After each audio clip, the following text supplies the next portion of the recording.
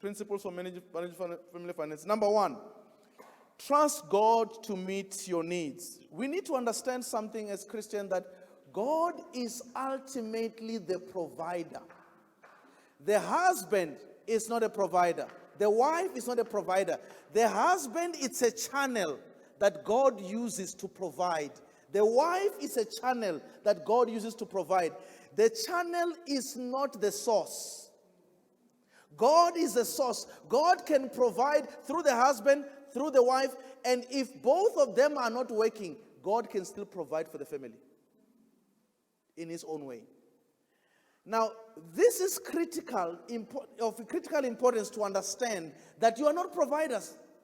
And if you are not providers, then you cannot abuse the funds. You cannot be abused and make the other one to beg, because you realize, if I'm the only man who is working, that I'm just a channel to provide for the family.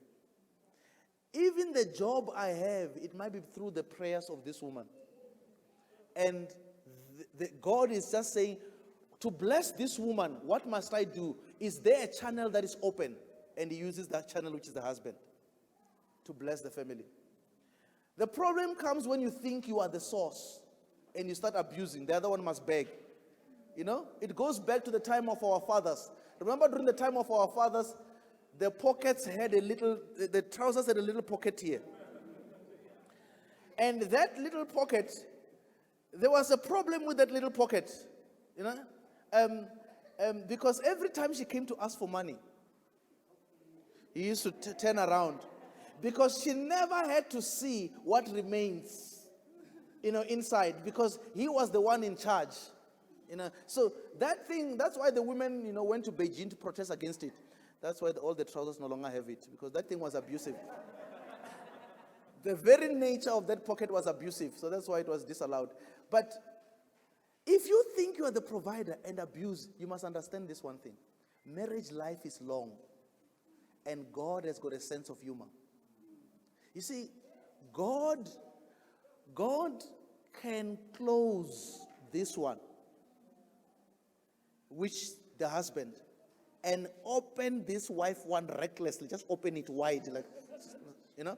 And if the man has been abusive, making her to beg, now the rule is that he must now beg.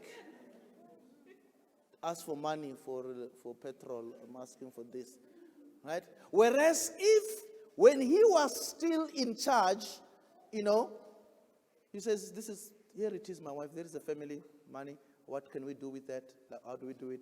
So even when God closes this channel and this one is opened, the same principle has already been established. So I heard a story of a man who was very abusive financially.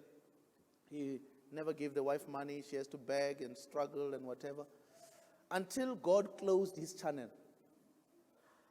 And God then opened this one wide. And she was a Christian woman. No. God did not close this channel. No. This channel just was still open a little bit. It was still open.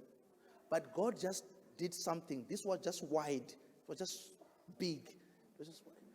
And now, when he sees that she is now coming with this big salary, and he's coming with this small thing, and he says, my wife, let's come together. Let's discuss. Let's do.